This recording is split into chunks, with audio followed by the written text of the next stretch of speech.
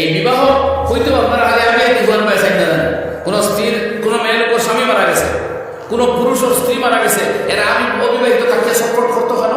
বিয়া তো যে কোনো বয়সে করা দেখতে পারে, বিয়া ইবাদত যে কোনো বয়সে করা ইবাদত। একবার 65 বছর বয়স্ক কোনো মানুষের যদি বিবাহ করতে চায় করতো, তা আমরা দেশের মানুষের সাধারণত একাধিক বিবাহ চিন্তা করে না, কিন্তু স্ত্রী মারা গেলেও তো করে না। আমরা দেখি ছেলের ভাই কোনো ফাঁস নেই, এটা তো কোনো ফাঁস নাই, বিবাহ তো নবীর শূন্য। এটা তো মনে এই দিনের মিজাজ যে বিয়া জীবনে একবার হইতো আর না, স্ত্রী মারা গেলেও আর না, স্বামী মারা গেলেও আর না, এই মিজাজ মুসলমান এই মিজাজ নাই। এটা মনে হয় দিন মিজাজ। মুসলমানের মিজাজ হলো তার প্রয়োজন হলে বিবাহ করতো, যদি বেশ টানে টানে তাহলে ওয়াজিব ফরজ হয়েছিল, একবারে টানে না সাধারণ ক্ষমতা রাখে তাইলে শূন্য ছিল, আর জুলুম করবার এলাকা থাকে তাহলে হারাম হইব। মাত বুঝলা নাকি তা হইয়া, মাত বুঝলা নাকি তা হইয়া, এগুলো মাসলা মনে রাখা লাগবে। আন্দু মাতিলে হইত না, তিন হলে কই লেগেছে 70 বছর বয়স। আমি তো বরং আগে আগে 2 বছর আগে বলছি যে বিয়ার তো বেশি প্রয়োজন হয় বয়স বাড়ার কথা, ফিজিক্যাল প্রয়োজন যদি আপনার হয়, জৈবিক প্রয়োজন বাদ দেন দিন। আজকে যুবক মানুষ রাত 12টা পুরো আইলে বিছনা করতে পারে, জানিতে পারে, রান্না বান্না করতে পারবো, কাপড় প্রেস করতে পারবো, দুই ওয়াশ করতে পারবো, খাইতে পারবো, পারবেন না রাখবেন না মাতো না ভাই জিগাইলেন মাতিও সাপোর্ট আছে, জিগাইলাম খোর আর মাতি নাই আবার খোয়া লাগে ও মাথায় তো দুবার হইতাম না, ওয়াশ করতাম না, খোয়াবার মাথায় থাকতাম। সত্য কথাগুলো সমাজ আইতে হেল্প করতে পারে না। কিন্তু এক বৃদ্ধ মানুষ 70 বছর 65 বছর বয়স হয়ে গেছে, তার যদি পরিবার স্ত্রী থাকুন না, তের প্রয়োজনগুলো খেয়ে দেয় তো। কোনো জায়গায় শোনা যায় ছেলেরা এখন হইয়া হয় আমরা আব্বা এসে চাইছিলেন হাতে করতাম, আমরা মানছি না বলি বাবা হুয়ার বউই আসেন সারা খেদমত করবা, আপনি আর বিয়ার সামনে সেটা রে ভাই তোর বউয়ে বাহর কি খেদমত করবো রে, গায়ে হাত দেওয়া তো ঠিক নাই। তোমার স্ত্রী শ্বশুরকে কি খেদমত করবো? শারীরিক খেদমতের তো অনুমতি দেওয়া যায় না, যাই হইলেও না, কারণ অসুবিধা হইতে পারে, সেন্সিটিভ মাসলা আছে। তো বহুত মুরব্বীরা তড়প তড়প কর্ম রইল, রিটায়ার্ড মানুষ, পেনশন আছে, চলতা ভাড্ডা, ছেলেরা খেদমত করবার সুযোগটা দিল না। আরে মহিলা আইলে তো খেদমত করলাম, ই বয়স তো হয়তো বিছনাথ সাহিত্য অবস্থা কেমন খেয়ে দিত না। এর আগে যখন স্ত্রী মারা গেছে ফেরা বলল না, ও ভাই তাতেও তো যাই গেছে আমার কন্ডিশন, মুখর মারা যাওয়ার কথা দেও না খেলে, এটা মুসলমানই এটা তো আরো কি থিঙ্কিং হামাই গেছে আমরা মাথা কামি দেখি ইয়াত্রা ভান্ডারি এটা মুসলমানের থিঙ্কিং না, কিতাব কোরআন খুলে সাইন জানি বা হলার বুঝুন হল। সুতরাং ওলামায়ে কেরামে যাহা কইছেন কিতাব বা সাইন জানি, ফতোয়া রশিদিয়া খুলে সাইন জানি, বিবাহ কানিকায় সালামি একটা পারে। আচ্ছা আলহামদুলিল্লাহ, আমি তো সমাপ্তি দায়ী একটা বলছি না 15 মিনিট, এটাই 5 মিনিট দিয়ে আসছে। তো এর লাগে বিবাহ যে কোনো বয়স করা ইবাদত, যখন প্রয়োজন হয়, যখন সামর্থ্য থাকে, ওখানে মনে রাখুন জানি আমরা। এমনকি 25 নম্বর ফেকা সেমিনারও সারা ভারতবর্ষ এবং ভারতের বাইরের ওলামায়ে কেরাম একত্রিত হয়ে এই সিদ্ধান্তে উপনীত হয়েছেন, যদি বাবার বয়স বেশি হয়, বাবার বিবাহের প্রয়োজন হয়, তাইলে আগের বিয়ার ছেলেরার লাগে ফরজ হইল বাবারে বিয়া দিয়া তার প্রয়োজন ওই মহিলাদের মিটাইতা এবং ওই মহিলার যাবতীয় খরচ ছেলেরা বহন করত। इन्हें उनता नहीं मन दिया, इन्हें तो पुत्र मतलब बड़ा हो, मगर जितने लोगों के मतलब में नुकसान ना क्यों ना हो, यह बात है और हमें कहना है इंशाअल्लाह, जुड़े हो इंशाअल्लाह। एल्ला के शौत में आनु सुधा बसा हो यार, हाथों में जो करो ता होइन, और बाबार कोई जो नहीं हाथों में आइन, तेरे बाकी सेलर लगे फोर्स हो यो, ए मैं लोग जो तो दिन बाबा आसु मेरे सवासी का करता, यार खर्चो नहीं था, बाबर कोई जो नहीं था, तारा किस हद में थोड़ा बाबा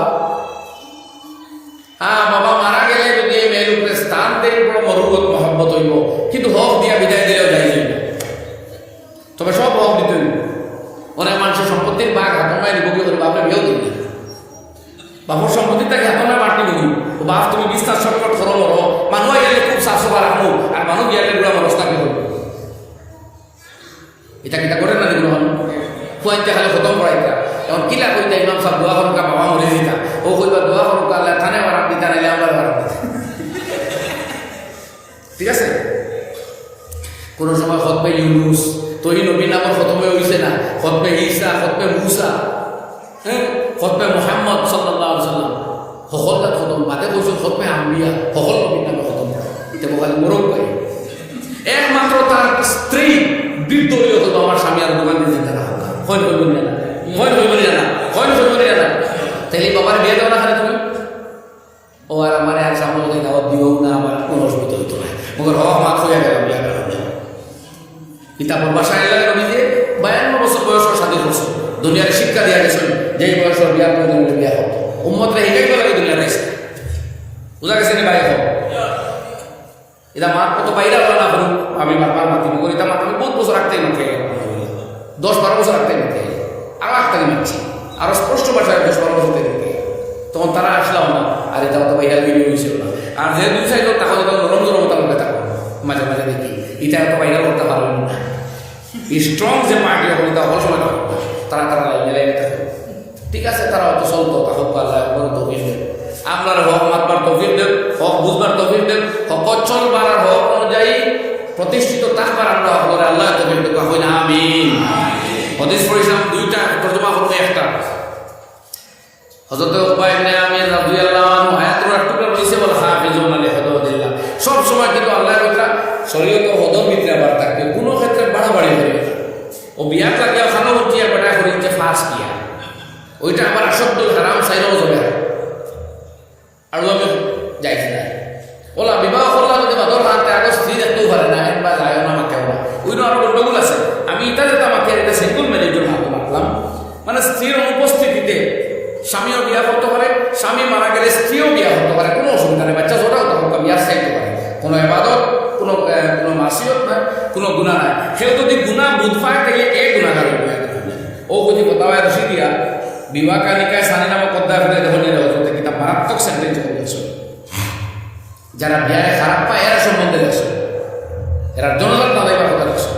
আমি যাই আর তোমার হল কিয়ামতের দিন এই হদিস আর যাইয়ার না তাকে কথা দুই হিসাব উভয় লাগবে, একটা কোনো মাঝের কথা। আমি আগে নামাজের মাতিছিলাম না, ও কিয়ামতের ময়দানে আল্লাহ অল্প একটা হিসাব করবে নামাজ নবী যে বলবেন তাওবালুমা ইউহাসাবু বিহিল আবদু ইয়াউমাল কিয়ামাতি আস-সালাহ, সর্বপ্রথম হিসাব নিবা আল্লাহ নামাজ। তাড়াও খাড়া করবা, তোমার জিন্দেগি তুমি 70 বছর বাঁচিয়েছ, অত বছর নাবালেগ, অত বছর সাবালক, প্রতিদিন 6 টোটাল 20 রাকাত বিতির সহ বছর 7200 রাকাত, 60 বছর সাবালক পূরণ দাও 7200 পূরণ 60 টোটাল অ্যামাউন্ট দেখি তোমার অপরাধ আছে বুঝবেন? ফাইন সালুহা সালুহা সাইরু আমালিহি, আল্লাহ নবী ফরমায় যদি নামাজের হিসাব ক্লিয়ার হয়ে যায় বাকি সব আমল ক্লিয়ার, আর এই গন্ডগোল সর্বনাশ।